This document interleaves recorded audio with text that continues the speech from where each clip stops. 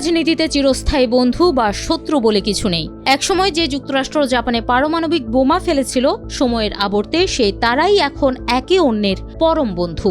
অন্যদিকে শত্রু হিসেবে দীর্ঘদিন ধরেই পরিচিত চীন নিজেদের শক্তি বাড়াচ্ছে। ভূরাজনীতির উত্তপ্ত এই সময়ে তাই হাত গুটিয়ে বসে থাকার সুযোগ নেই জাপানের। বিষয়টি অনুধাবন করেছেন দেশটির প্রথম নারী প্রধানমন্ত্রী সানাই তাকাইচি। জোর দিয়েছেন টোকিওর প্রতিরক্ষা সক্ষমতা জোরদারে।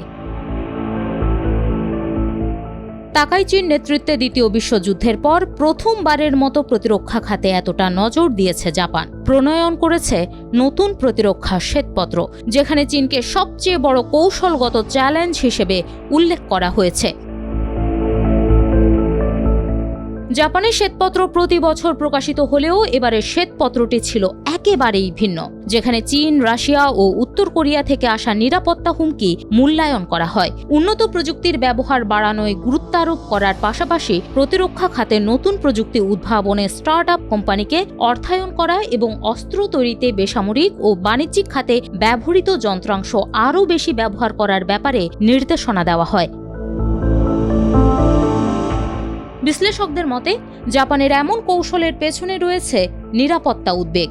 ফলে দেশটি প্রতিরক্ষা ব্যয় আরও বাড়ানোর পরিকল্পনা করছে, কারণ টোকিওর মূল লক্ষ্য তাইওয়ান ইস্যুতে চীনকে সামরিক পদক্ষেপ থেকে নিরুৎসাহিত করা। গত বছরই এ ব্যাপারে চীনকে সতর্কও করেছেন তাকাইচি। তখন তিনি বলেছিলেন, চীনের কোনো হামলায় জাপানের অস্তিত্ব হুমকিতে পড়লে সেলফ ডিফেন্স ফোর্স মোতায়েন করবে টোকিও।